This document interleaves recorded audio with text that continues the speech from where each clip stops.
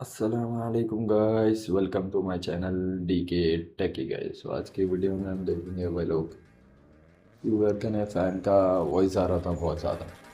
तो हम लोग उसको क्लीन कर दिए, मतलब साफ सब करके भी फिक्स करे तो इशू रिजॉल्व नहीं हुआ।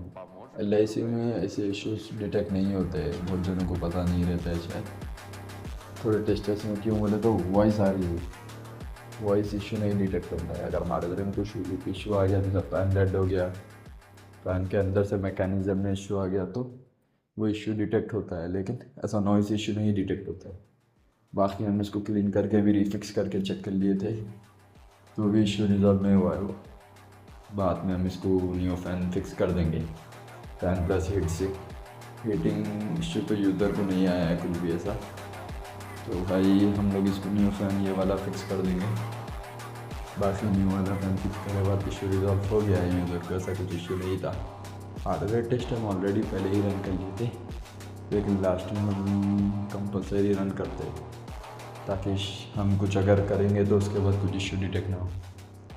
So thank you for watching, have a nice day.